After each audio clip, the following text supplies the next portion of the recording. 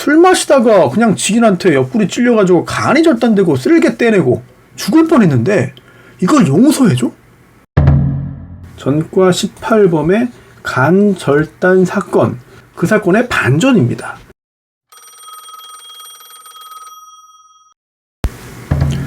네, 안녕하세요. 손소 변호사입니다.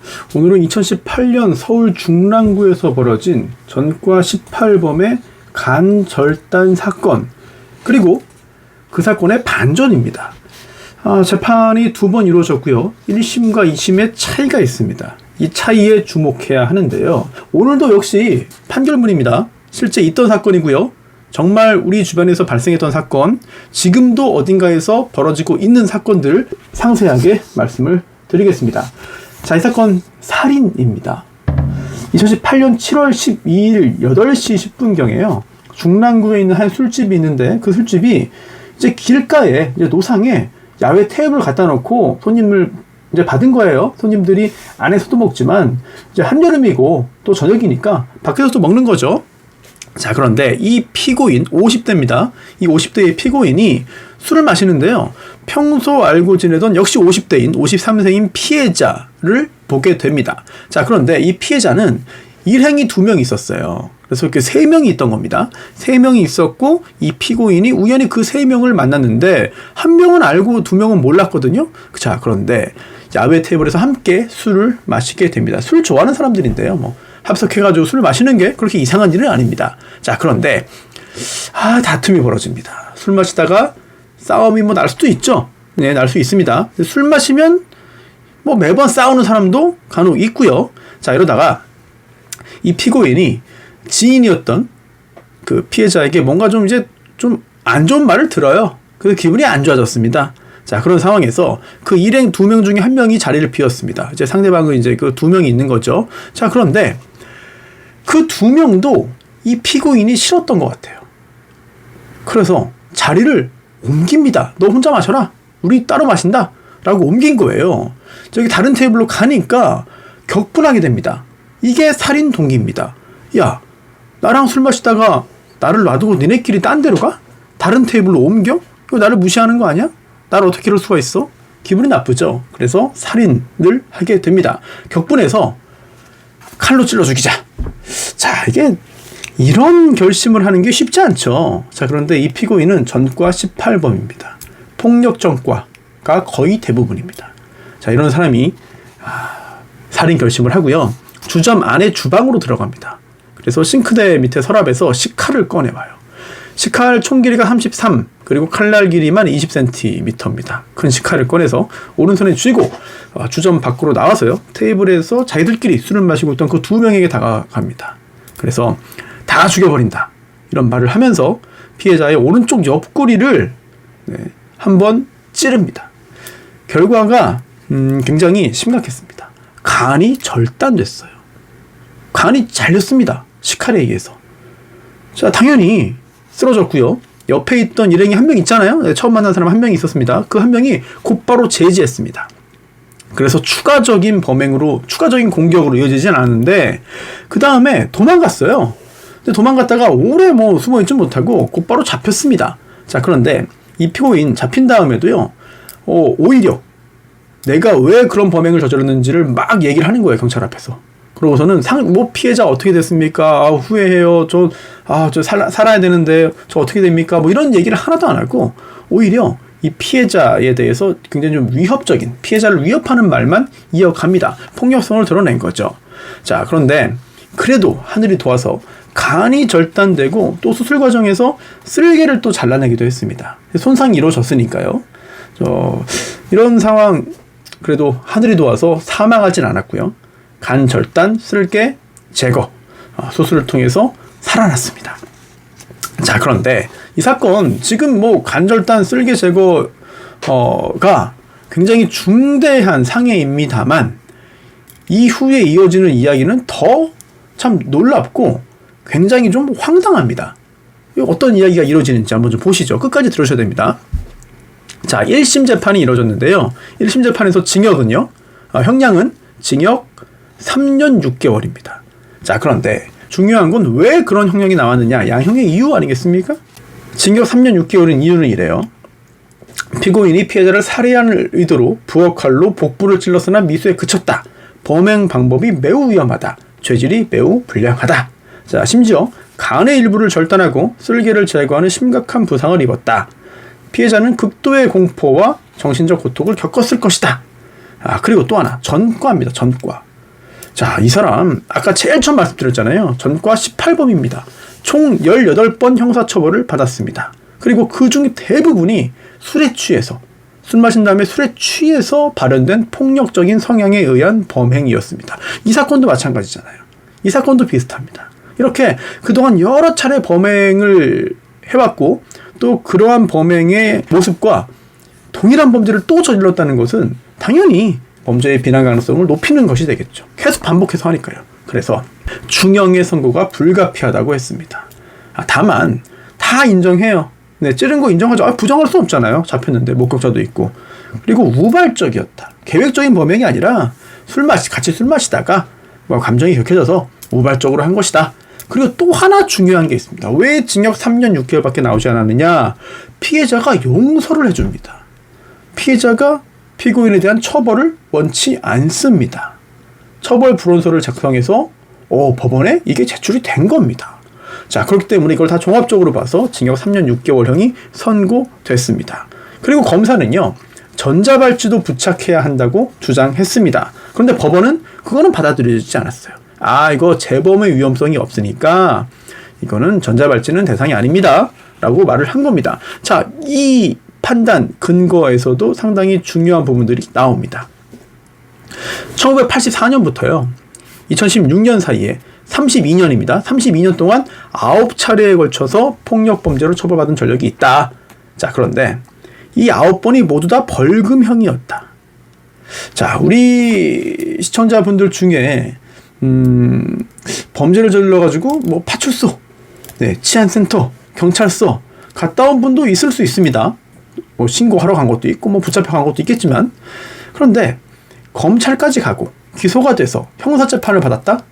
많지 않을 거예요. 그리고 또 여기에서 유죄 판결을 받는다? 그것도 한두 번도 아니고 9번이나? 전과 18범, 그리고 32년 동안 9번 폭력범죄로 재판받는다? 이게 쉽지 않습니다. 그런데 그 9번 전부 다 벌금이다? 이거는 두 가지로 해석할 수 있죠. 첫 번째, 정말 경미한 폭력범죄만 저질렀다. 또는 이 정도로 폭력이 습관화되어 있으면 벌금으로 막을 수 있는 게 아니라 정말 단기 실형이라도 선고해서 감옥에 보내야 뭔가 좀 깨닫고 교정이 되는 거 아니냐. 이런 판단도 하고 이런 생각할 수 있거든요. 그런데 그렇지 않았어요. 9번 모두 다 벌금형입니다. 결국 폭력범죄를 저질렀지만 이렇게 벌금으로 끝나면 그 다음에 또 잘못해가지고 이렇게 재판받을 때 이거 봐라, 그동안 다 벌금이네? 이거는 이거 살인범죄에 이를 정도로 중한 범죄는 아니잖아.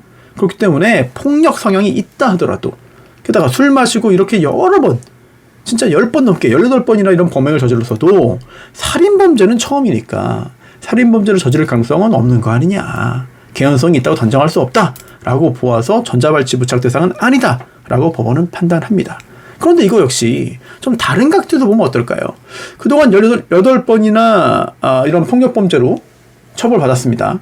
자, 그런데 그래도 그동안은 이 폭력성이 정말 아주 높은 단계로까지 가진 않았기 때문에 단순 폭력이었고 칼로 간 절단까지 찌르는 거는 없었던 거죠. 하지만 이번 일을 계기로 해서 이 폭력성이 정말 커지고 정말 두드러지고 이제는 다음번에 또 이런 살인을 기도하는 범죄를 저지를 수 있다. 그런 상태가 되었다라고 볼 수 있지는 않겠느냐. 이 보는 각도에 따라서 상당히 다른 판단을 할 수도 있을 것 같습니다. 자, 그렇기 때문에 단순히 그냥 인상 보고 판단하는 게 아니라 객관적으로 이제 좀 검증된 그런 기구를 써서 평가를 합니다. 첫 번째, 성인 재범 위험성 평가 도구가 있습니다. 이거 해봤더니요, 총점이 16점이에요. 16점이면은 이거 높은 겁니다. 만점이 30점이거든요. 총점이 이제 16이면은 이게 12에서 30이 높음으로 이제 보니까 높음이에요. 근데 제 높음 중에서도 좀 낮은 축이 아니냐? 법원은 또 이렇게 봤습니다. 자, 그리고 우리가 많이 알죠. 이 정신병질자 이제 평가, 그러니까 사이코패스 검사라고도 합니다. 이제 PCR 검사인데요. 이거는 총점이 10점입니다. 그래서 중간 단계에 속합니다. 이걸 종합해 보면 그렇게 재범위험이 높은 건 아니다. 살인 관련해서. 그렇기 때문에 이거 그냥 감옥 3년 6개월 보내면 되고 이거 전자발찌 부착할 필요 없다라고 보는데 이게 1심이잖아요. 자, 2심에서 대단한 반전이 벌어집니다. 이 반전은 상당히 좀 충격적입니다. 야, 어떻게 이런 일을 할 수가 있지? 라는 생각이 듭니다. 자, 양쪽 다 항소를 합니다. 즉 징역 3년 6개월에 대해서 불복을 하는 거예요. 첫 번째, 피고인은 형량 너무 무겁습니다. 좀 깎아주세요 라고 항소했고요. 반대로 검사는 너무 가볍잖아요. 더 세게 해주세요 라고 항소했고요. 그리고 전자발찌도 이거 부착 대상입니다. 이거 전과 18범인데 무슨 소리입니까? 라고 주장을 하면서 전자발찌 부착 명령은 내려달라고 했습니다. 자, 결론. 원심 판결 파기했는데요. 그 파기 이유가 이렇습니다. 형량이 너무 가볍다. 그래서 1년 추가돼요. 징역 4년 6개월이 선고됩니다. 4년 6개월 형이 선고되고요. 그리고 그러면 전자발찌는 형이 1년 늘어났으니까 전자발찌도 차는 거 아니야? 아닙니다. 전자발찌 부분은 아니다. 그 1심에서 전자발찌 대상 아니라고 한 게 맞다라고 2심도 판단했고 결국은 이런 판결이 확정됩니다. 징역 4년 6개월형이 확정이 됐고요. 만기로 생각을 하면은 이미 출소한 겁니다. 네, 만기 복역했다고 가정하더라도 출소를 한 건데, 자, 그러면 징역이 1년 왜 늘었냐? 이 부분 대반전이 있습니다. 항소심 재판부는 이렇게 봅니다. 범행을 인정하면서 잘못을 뉘우치고 있다. 그리고 또 우발적이다. 술자리에서 말다툼이 범행 원인이었다. 그리고 사망 결과가 발생하지 않았다. 게다가 1심에서 고려되지 않았던 사실이 하나 또 추가됩니다. 이 피고인의 가해자의 건강 상태 좋지 못하다. 자, 좌측 척골 골절. 자, 척골이라고 하면은 이제 이 아래팔의 뼈가 있잖아요. 이 아래팔의 뼈가 안쪽 바깥쪽이 있는데 이 안쪽 뼈를 그 척골이라고 합니다. 그래서 좌측 척골이 골절돼 있고요. 그리고 또 왼쪽 팔꿈치 뼈도 골절이 돼 있었습니다. 이거를 판결문에는 주두골이라고 표현했는데 이게 팔꿈치 뼈입니다. 이 두 곳에 골절 진단이 있는 등 건강 상태 좋지 못하다. 라고 말했고 이게 유리하게 봤어요. 근데 골절을 가지고 이렇게 형량에 반영할 필요가 있나 모르겠습니다. 저는 솔직히 뭐 지병이 있거나 어떤 정신상의 문제가 있거나 이러면 모르겠는데 골절 이런 외과적인 질환은 반영하는 게 맞나요? 잘 모르겠습니다. 물론 저희도 의뢰인 중에 아주 특이 체질이 좀 있습니다. 그래서 거의 뭐 일반인이면 아무런 피해도 없는 그 정도의 충격 가지고 그냥 툭 친 거 가지고 뼈가 부러지는 경우도 있어요. 정말 일상생활 하다가 외부 충격이 뭐 사실 없는 거나 마찬가지인데도 걷다가 그냥 뼈가 부러지는 경우도 있습니다. 이런 경우에는 그게 또 특별한 질환이거든요. 그래서 이런 건 양형에 참고가 됩니다만 지금 이렇게 단순히 이제 손에 뼈가 부러졌다고 해가지고 이걸 양형사로 삼는 거는 어떤 특별한 어떤 배경이 있지 않는 한 약간 좀 의아한 부분은 있습니다. 아무튼 그렇다 하더라도 형량은 늘었으니까요. 1년이. 그 이유가 중요하겠죠. 1심 판결문은 어떤 내용인데요. 2018년 4월 12일 그러니까 이 사건 범행이 7월이니까 석 달 전입니다. 사람을 찔러서 죽이려고 하기 석 달 전인데요. 그때 판결이 선고됩니다. 자, 이때는 업무방해죄입니다. 역시 술 마시고 난동, 폭력 행위를 한 겁니다. 이때 징역 4월에 집행유예 2년 나왔고 이 판결이 확정된 게 4월 20일이에요. 그러니까 집행유예 기간 중입니다. 자숙하지 아니하고 이 사건 범행을 저질렀다. 비난 가능성 매우 높다. 그냥 계속 범행을 저지르는 사람입니다. 계속 술 마시면 이런 일을 저지르는 사람입니다. 그러면 이 집행유예 기간 동안에 고의범죄를 저지르면 그 집행유예 선고의 효력이 없어집니다. 그렇다면 아까 말씀드렸잖아요. 징역 4월에 집행유예 2년. 이 집행유예 2년의 효력이 없어지기 때문에 징역 4개월 살아야 돼요. 그 전에 업무방해로 징역 4개월 살고 이건 또 이거대로 징역 4년 6개월 살아야 됩니다. 그리고 또 하나 제일 중요한 게 있습니다. 왜 늘었냐? 합의서 문제입니다. 아까 말씀드렸잖아요. 피해자가 술 마시다가 그냥 지인한테 옆구리 찔려가지고 간이 절단되고 쓸개 떼내고 죽을 뻔했는데 이걸 용서해줘? 아니 그리고 이 사람이 합의금을 준 것도 아니고 이게 어떻게 용서를 해줘? 도대체 무슨 일이 있었던 거야? 자, 하지 않았습니다. 이게 도대체 무슨 말이냐. 아니 합의를 안 했는데 왜 1심에서 합의했다고 인정이 됐냐. 이게 좀 말도 안 돼요. 네. 합의서가 일단 1심 판결 전에 법원에 제출된 건 맞아요. 그런데 이 합의서라고 해가지고 뭐 쓴 다음에 이게 도장 찍혔는데 이거 봤어요. 그랬더니 이거 뭐야. 야 이거 인감증명서 좀 같이 보자. 인감증명서랑 대조해봤더니 인감도장이 아닌 거예요. 달라요 모양이. 인감도장이 찍힌 건 아니에요. 왜냐면 뭐 지금 전자인감 제도도 얘기가 이제 나오고 있습니다만 지금 우리나라에서 이거 정말 제가 찍은 거 맞습니다. 제 생각이 이거 맞습니다. 이걸 증명하기 위해서는 등록된 인감 도장을 찍고 그 인감 증명서를 발급받아서 이걸 첨부해가지고 이거 보세요. 이건 정말 제가 찍은 게 맞습니다. 이거 제 의사입니다. 라고 증명을 하는 게 일반적이죠. 하지만 이때는 인감증명이라고 찍었지만 인감증명서랑 비교해보니까 모양이 다른 거예요. 도대체 이게 어떻게 된 일이냐. 도대체. 자, 이거 1심에서는 피해자와 합의했다. 피해자가 처벌을 원치 않는다. 라고 해서 징역 3년 6개월 나왔습니다. 비교적 낮게 나온 거죠. 그런데 2심에서 보니까 이거 좀 이상한데? 다시 확인한 거예요. 인감증명 떼봐봐. 보니까 모양이 다릅니다. 자, 그래서 2심에서 이제 법원 조사관한테 시켰습니다. 이거 양형조사해야 되는데요. 다시 좀 물어보세요. 불러서 물어봅시다. 피해자를 불러서 이제 물어봅니다. 물어봤더니 피해자가 이 사건 피고인의 지인을 만났는데 그때 100만 원을 받긴 했다. 근데 내가 합의해 준 적은 없다. 내가 무슨 합의를 해주냐. 합의한 적 없습니다. 라고 했다는 겁니다. 자, 그러면 도대체 도장은 왜 시켰으며 어떻게 법원에 제출된 것이냐. 그때요 1심 판결 앞두고 있을 때니까 나 이거 합의서는 안 낼 거야. 합의서로 내면 안 돼. 이거 합의서 아니야. 라는 조건, 합의서를 제출하지 않는 조건으로 내가 백지에다가 그냥 도장 하나 찍어준 겁니다. 그러니까 100만 원 받은 게 끝이고요. 그 외에 받은 것도 없습니다. 저 이거를 합의서라고 써낼 줄은 꿈에도 몰랐고요. 백지에 찍어준 거거든요. 저 처벌 원합니다. 강하게 처벌해 주세요. 라고 말을 했어요. 이게 뭐 누구 말이 맞는지 가리는 게 쉽지 않죠. 그런데 2심 재판부는 양측의 얘기를 다 들어본 결과 이거 피해자의 말을 믿어야 하겠다. 피해자의 말에 설득력이 상당히 있다라고 봅니다. 결국 이제 피해자의 진정한 의사에 의해서 합의를 해서 합의서에 도장을 찍어준 게 아니다.